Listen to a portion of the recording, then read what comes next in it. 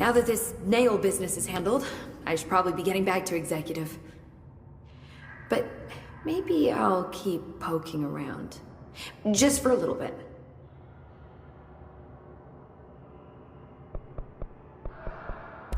Has the nail been doing anything since we restored it? Define anything. Anything unusual? Define unusual. Emily. Sorry, but the answer is a whopping yes. Now that it's whole, the nail is emitting a constant field of, well, think of it like low-level radiation. It seems to suppress any biological matter it encounters. This explains why nothing grows here and why the Bureau had to abandon the area. Prolonged exposure would certainly begin affecting neural processes. Wait. Was the field created when I cleansed the nail?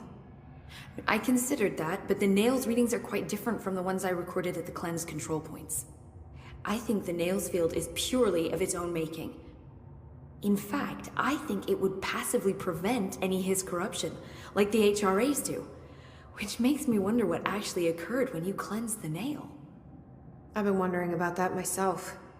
Did the board let the Hiss corrupt the nail? Did they want me to cleanse it? If so, why? What do you know about Director Northmore? Well, he was Director Trench's predecessor, and Northmore's famous for being the first board-appointed director.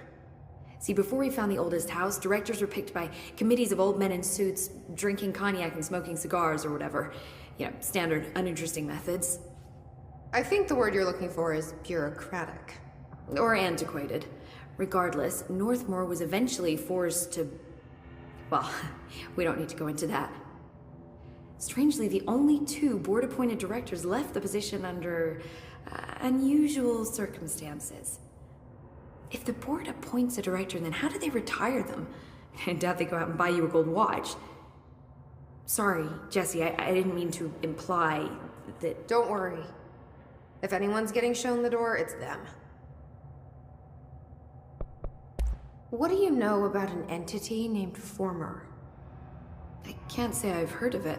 You got any details for me? Well, imagine a one-eyed bug thing. I think it was a part of the board, but then something happened and now it's... separate? Interesting.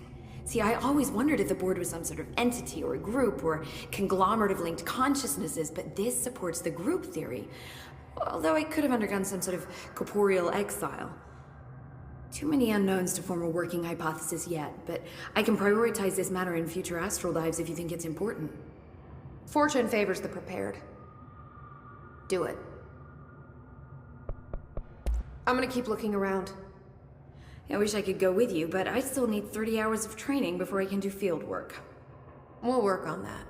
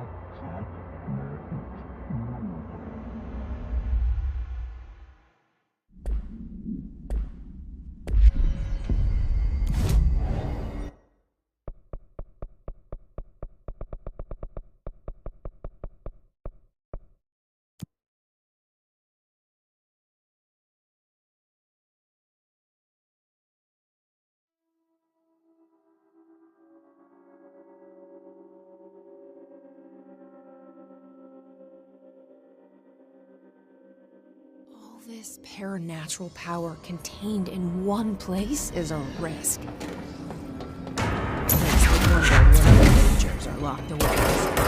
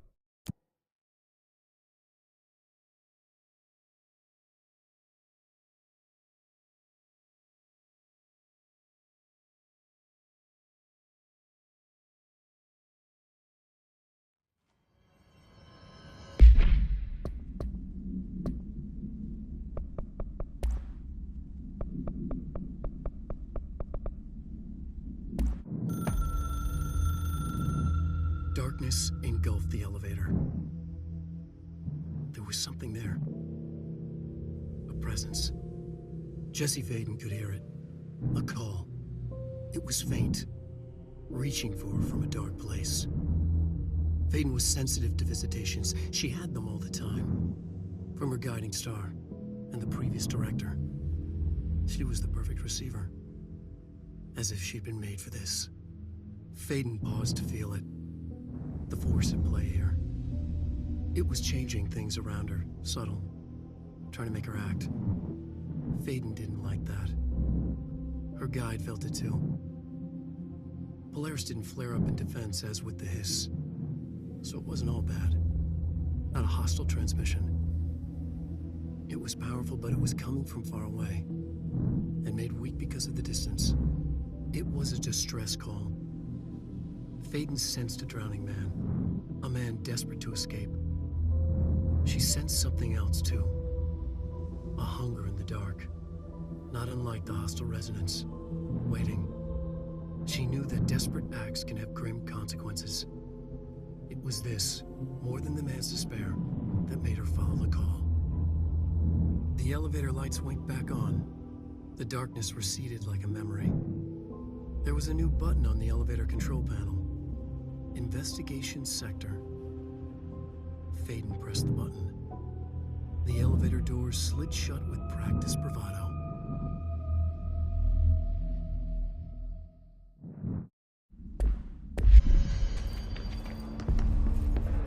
Welcome back, Director.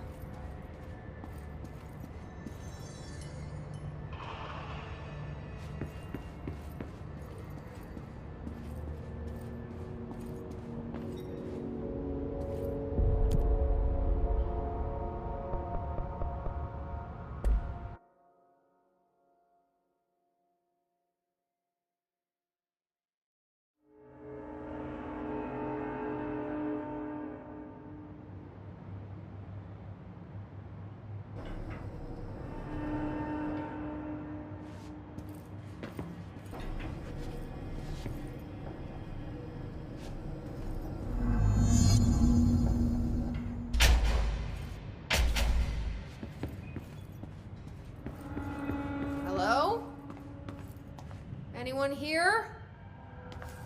Guess not.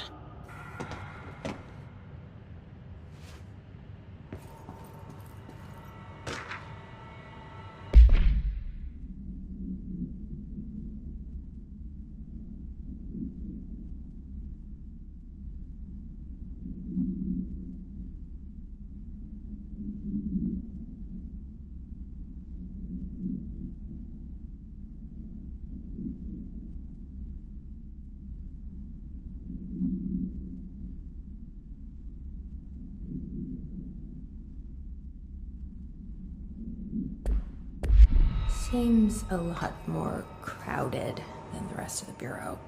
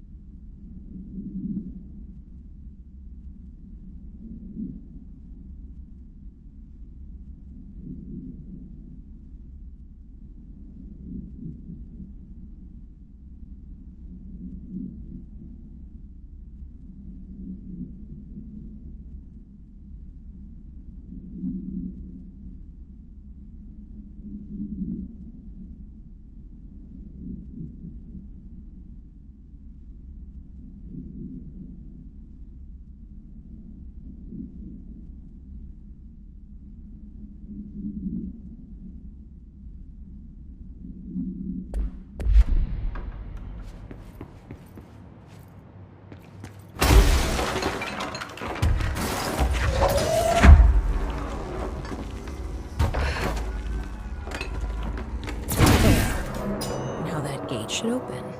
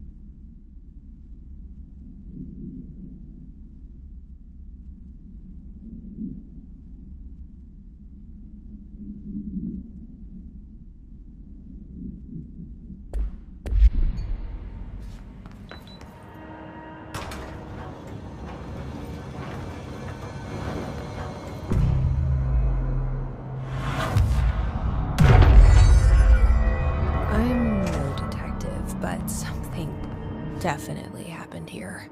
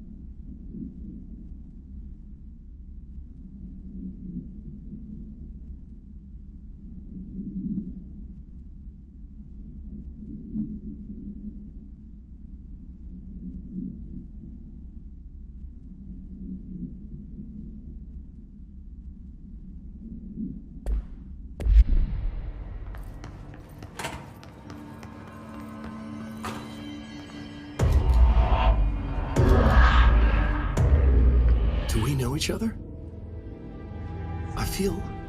This feels familiar. I can't seem to... I've forgotten it. I'm sorry. My name is Alan Wake.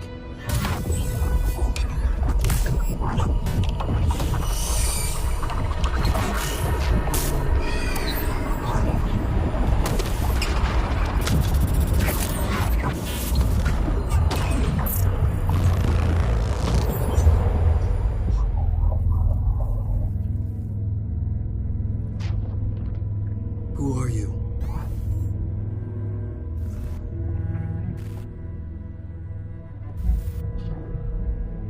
Who are you? Do I know you? I'm your friend Tom. Tom Zane. There's nothing to worry about. Tom. The poet. The diver. You look different. That was just a role. A character. The protagonist I played in my old film. I'm a filmmaker. An auteur like yourself. We're working on this together, remember?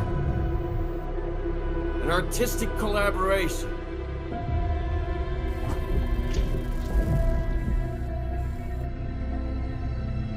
You need a drink.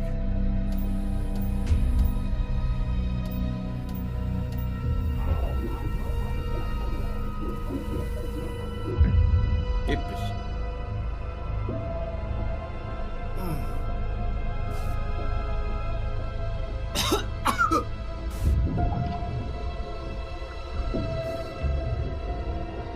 Endless darkness. Nothing holds still. But we're very close now. You've been writing. You found a way to escape. It'll work this time. Writing? You found a way! No.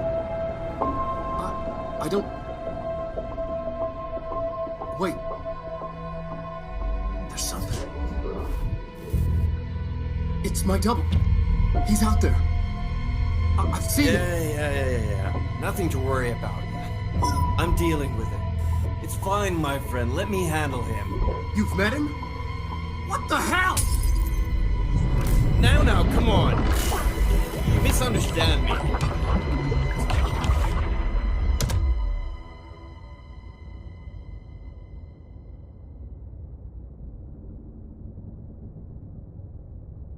That was Alan Wake, the writer who went missing in that AWE case I read about.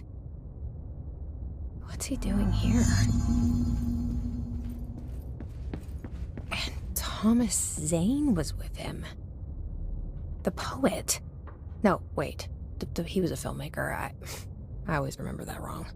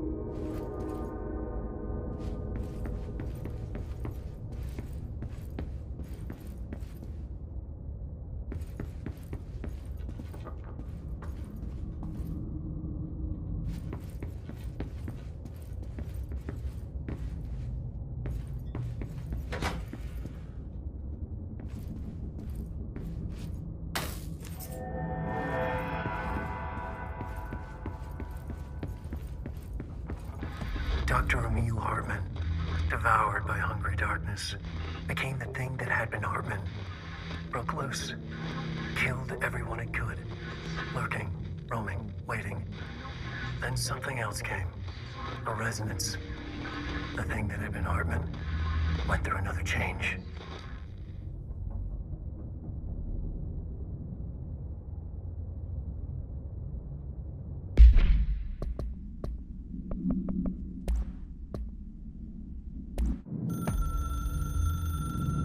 Dr. Emil Hartman was desperate.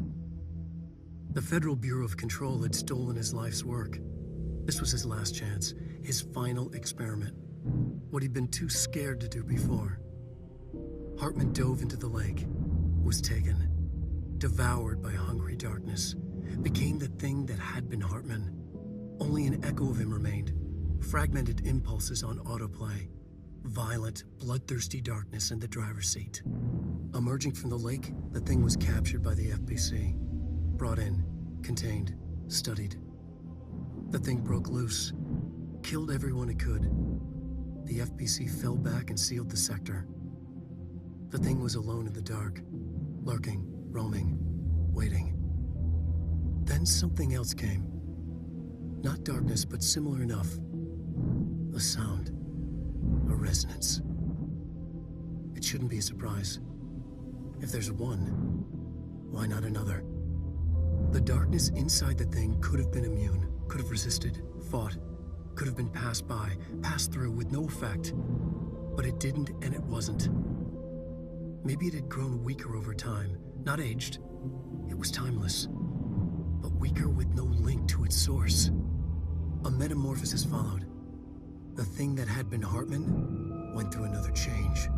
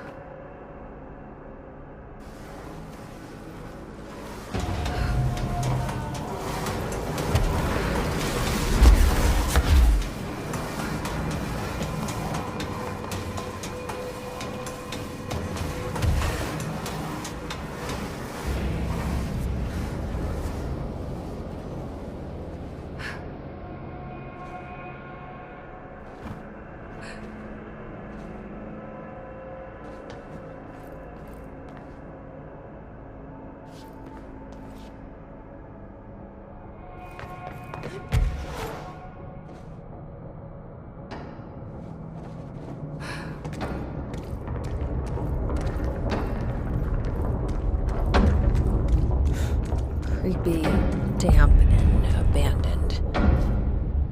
Why did Wake want me to come here?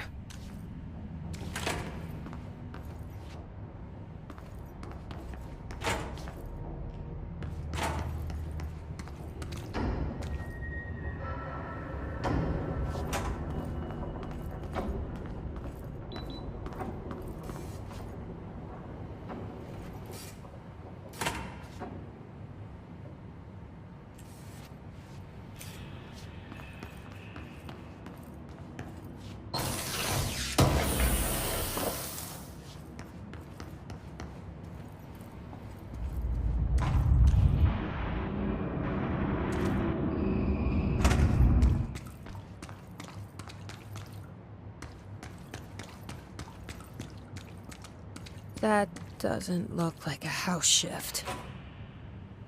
Do I even want to know?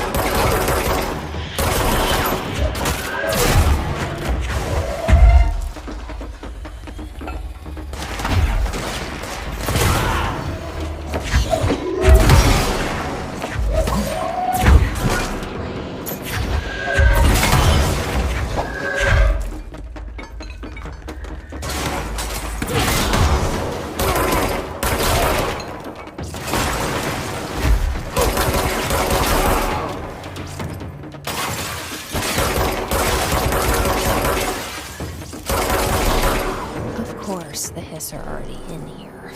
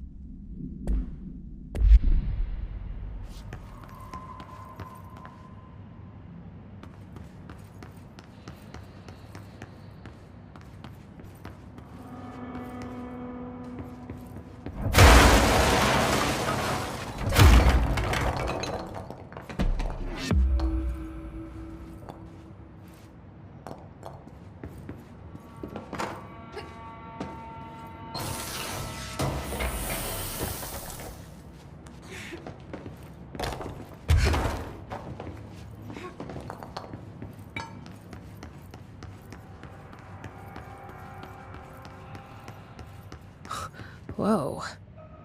Looks like the house has gotten a little wild in here.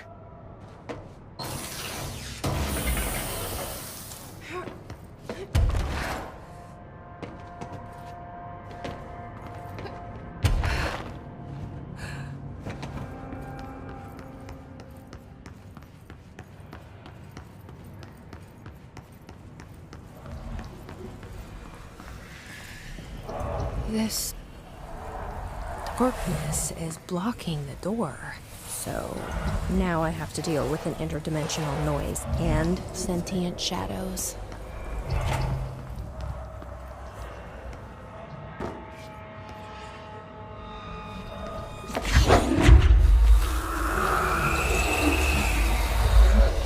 Light burns it away, huh?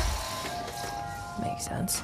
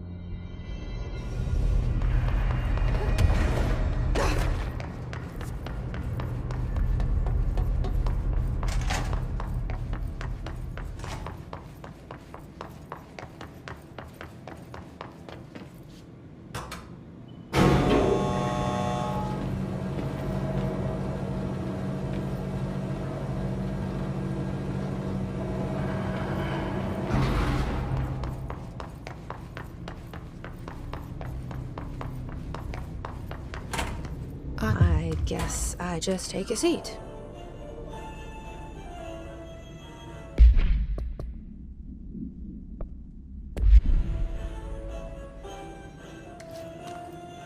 This is what being a janitor is all about.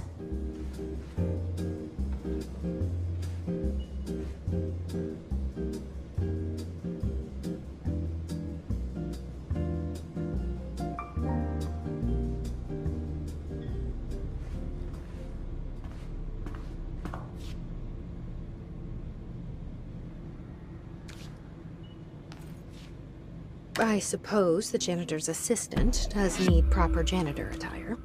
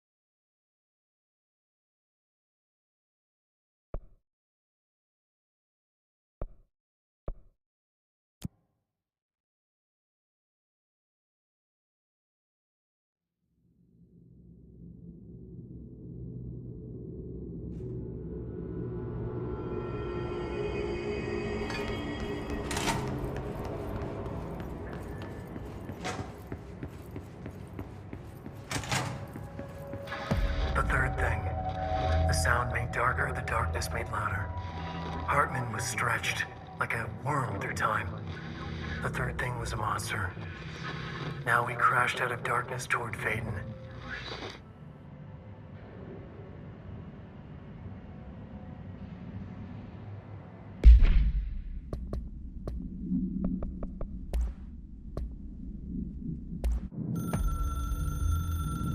The resonance carves its way through the thing that had been Hartman, vibrating, remolding. The sound changes the darkness, and the darkness changes the sound. They both changed what remained of Hartman. They all turned into something else. A third thing. The sound made darker. The darkness made louder. Hartman was stretched. Stretched as anyone when seen from out of time, like a worm through time.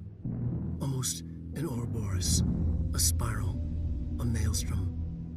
The gravity well of a black hole, twisting inward, tightening, taking you deeper and deeper to the bottom, the heart, and through to the other side. The third thing said, when you hear this, you will know you're a new you. He said, we build you till nothing remains. He said, under the conceptual reality behind this reality, you must want these waves to drag you away. He said, baby, baby, baby, yeah, orange peel. The third thing was a monster. He'd tear apart any ordinary person crossing his path. Now we crashed out of darkness toward Faden. There was nothing ordinary about Faden.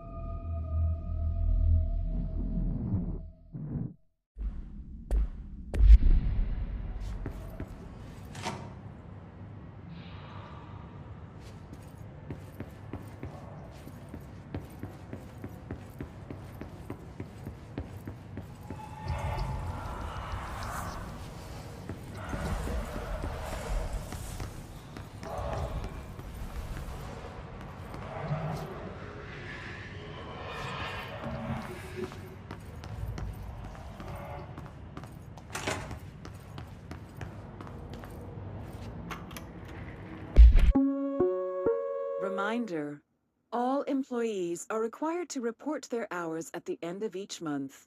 The Federal Bureau of Control maintains that time is not subjective, and hours passed on alternative planes cannot be claimed. Astral dives do not accumulate overtime compensation. Thank you for your attention. Reminder, all employees are required to report their hours at the end of each month. The Federal Bureau of Control maintains that time is not subjective, and hours passed on alternative planes cannot be claimed. Agent Fisher, Agent Fisher, day 6 inside the motel. Utilized surveillance methods are as follows. Fiber optic cameras slid under the individual room doors. Motion detectors in the lobby area. Tripwire, triggering a flash camera across the main entrance. Even fingerprint powder on the front desk. Results are varying at best. But mostly just inconclusive and unusable. The footage is corrupted. Sometimes even the equipment is damaged. I don't know how, exactly. I think this place is making fun of me. That's the only explanation. I can hear them laughing and screaming behind the closed doors. I can hear the call bell go and ding multiple times a day, but when I look, there's no one there. I know I'm supposed to stay out of sight, but I've seen the doors closing just before I can catch even a glimpse of anyone or anything. They're messing with me, whoever they are. I think... Wait, shh. There's something. I gotta get this. Gotta get the cable out. Come on, you fiber optic fuck. Cooperate.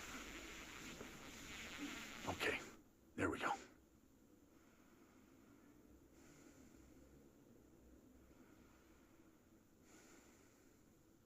All right, that was faint, but I definitely heard movement coming from the hallway.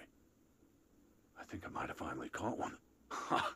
The recording better work this time, or I swear to God I'll... What? Hello? Who's there? Oh, shit. I'm with the FBC. Move away from the door. I have a... Where's my... Hotel. Utilized surveillance methods are as follows. Fiber optic cameras...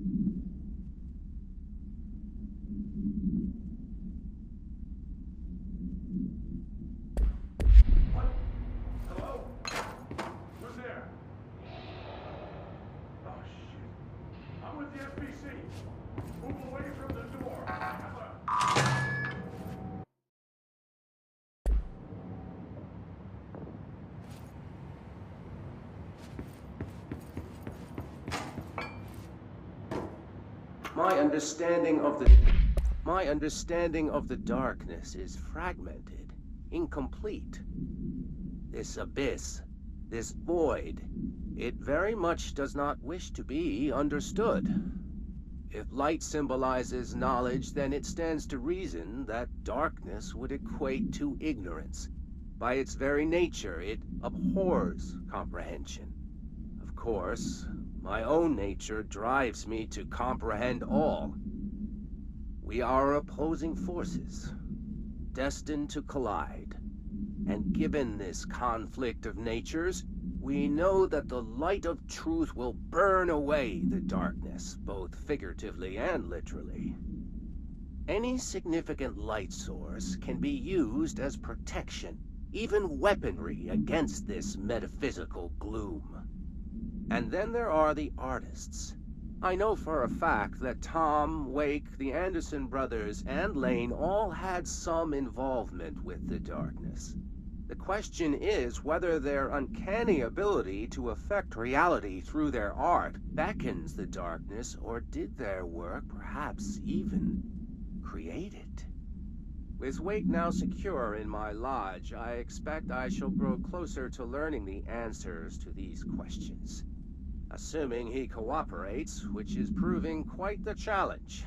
Well, perseverance is the foundation of knowledge. Speaking of, I must be off on my rounds. Darkness is fragmented, incomplete. It very much does not be understood. Light symbolizes knowledge, then it stands to reason that by its very nature.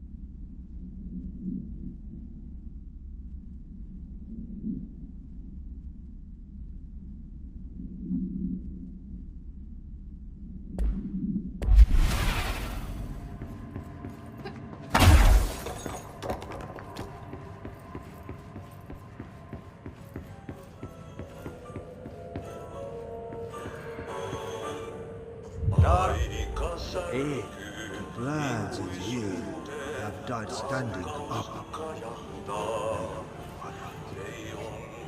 Lighten them up.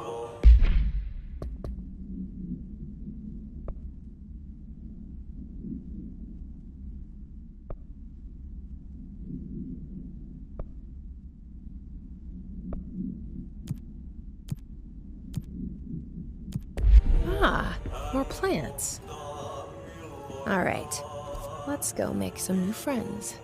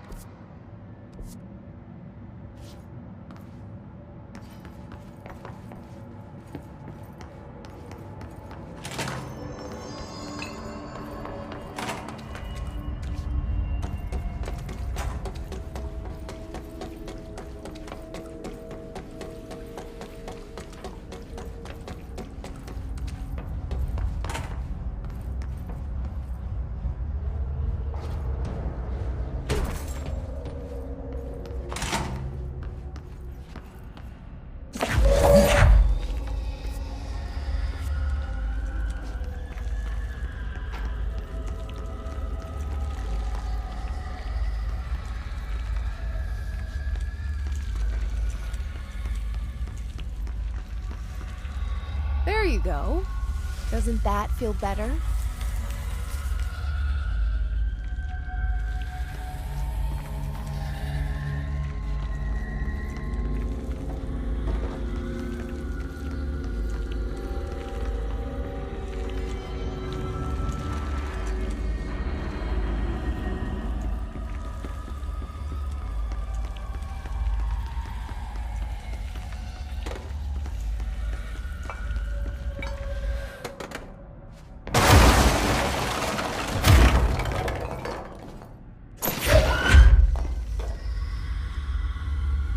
Welcome back to the land of the living, little buddy.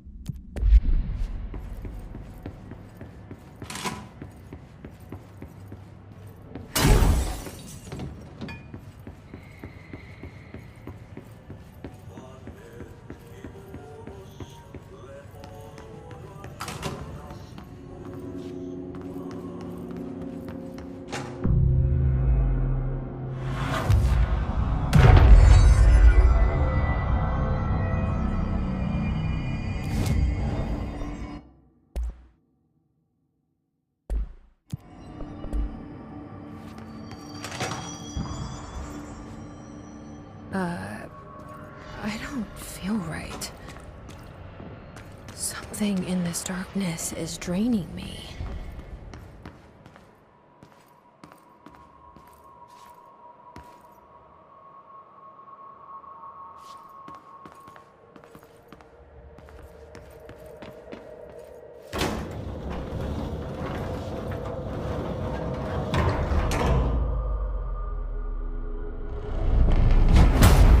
Shit.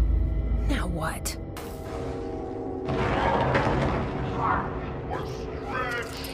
What is that? Ugly darkness. Come on, elevator, time to go!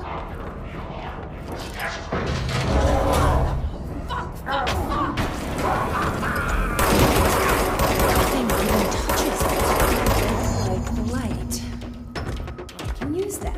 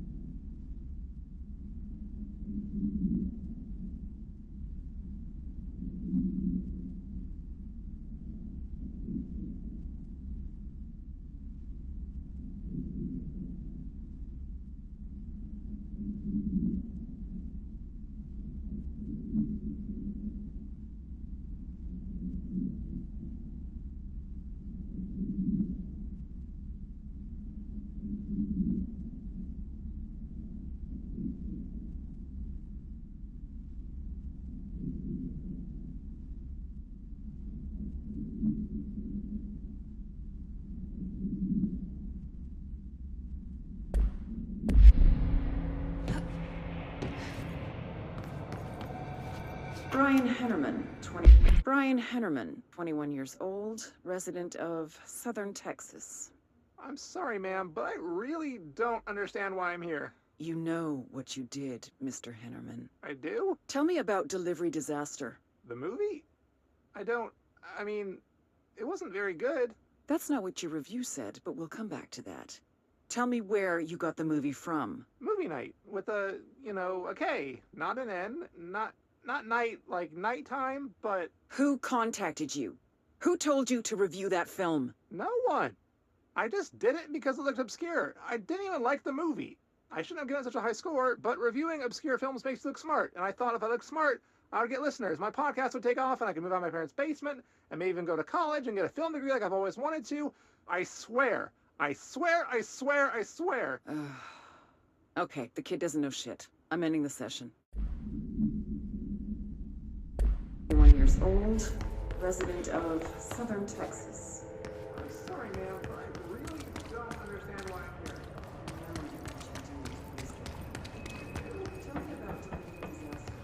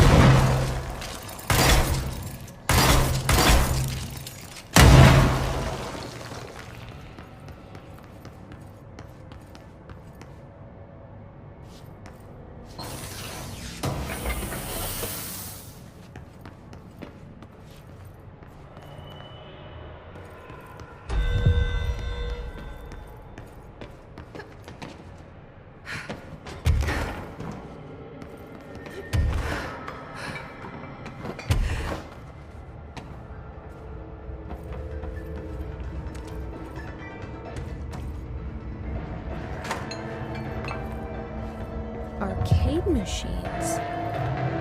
Shoom. Shim? Shoo. Whoa. Whatever.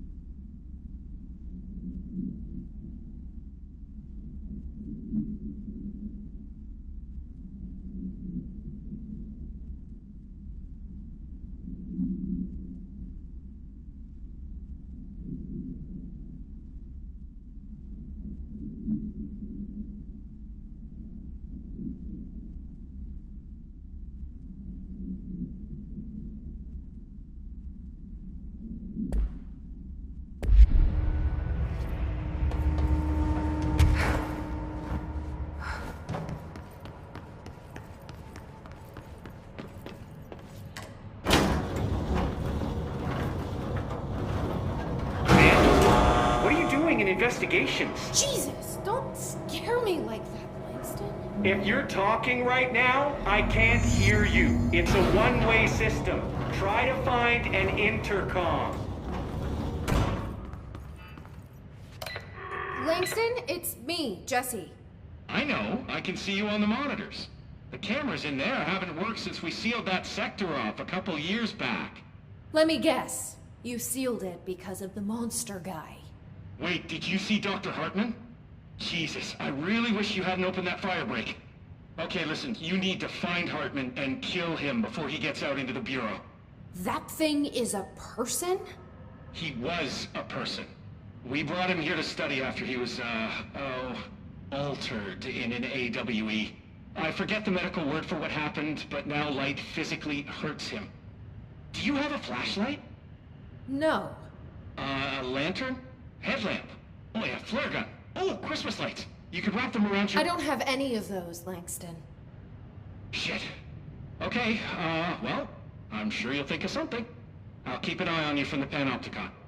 This is kind of exciting, right? Maybe from where you're standing. Right, okay. Well, break a leg. Oh, why did I say that? Okay, this Hartman thing can't have gotten very far. Let's go flush him out. Langston was right. This is kind of exciting. It's just nice to have someone to talk to, you know? Ever since I got put in charge of the Panopticon, people treat me different, like I'm crazy for wanting to work with altered items. People just don't understand the altered items like I do, you know? I don't want to brag, but it does take a very empathetic mind to connect with the items. Doesn't want to Know why brag. people are making it so personal. Right. I mean, the teams in research handle paranatural materials every day, and no one thinks they're weird. Well, maybe that's not true. Darling is famous for being a bit out there, but when he's weird, it's charming. Altered items really aren't that frightening once you get to know them. If you figure out what they like or don't like, you know, what sets them off, then there's nothing to worry about. I guess at the end of the day, we're still just wild animals scared of our own shadows. We're supposed to be on the same team, but sometimes it feels like it's every department for themselves, like it's a race and we're all trying to be number one. If it is a race, though, I'd say Darling is a mile ahead of everyone else. He was Trench's golden boy for years, but that relationship has gotten pretty tense, or so I've heard through the grapevine. Not that I spread rumors, just, you know, people talk. Not me, though. I keep my nose to the grind. Too much work to do to focus on those kinds of things. I need to stay focused so I can get my work done and get home to feed Alfred. He's just gonna talk forever, isn't he? Make it home for mealtime, so I have my neighbor check in on Alfred at 7 o'clock if I'm not back yet. She's very nice. Her name is Maria. She's older. She came to New York in the 50s to attend school and has been here ever since. She has a couple of kids. I met them at Thanksgiving. Big family. Very nice people. Anyway, she has a key to my apartment, and she gives Alfred his dinner if I'm not home. I'm gonna have to buy her a nice fruit arrangement as a thank you after this. I'm missing a lot of Alfred's meal times. She's probably gonna have to go to the store for more wet food. I'll have to remember to pay her back. Hold on, let me make a note. Pay back Maria for Alfred's food. Okay. Oh, one more thing. And buy her a fruit arrangement. All right, done. Are you a cat person? I don't think I ever asked. You seem like one, though. You'd like Alfred. He's very proper. Really carries himself well, you know? I named him after my favorite poet. Felt like a good fit. I got Alfred just before Sylvia died when I was at the... You know, I don't really remember where I got Alfred from. But, boy, those two did not get along. Oh, no. Sylvia thought she owned the place. Didn't like me getting in her way. Scratched me more than once when I was just trying to move her food bowl. That cat was a real asshole. Wow. I'm realizing now that language was kinda not harsh. entirely, professional. You see, Sylvia didn't tolerate most people, or animals, or anything. And that's what I meant when I said asshole. I would never use that word about a person. It was just, hey, there's a light flashing on the console here. I gotta, check this out. I'll get back to you later. Real smooth, Langston.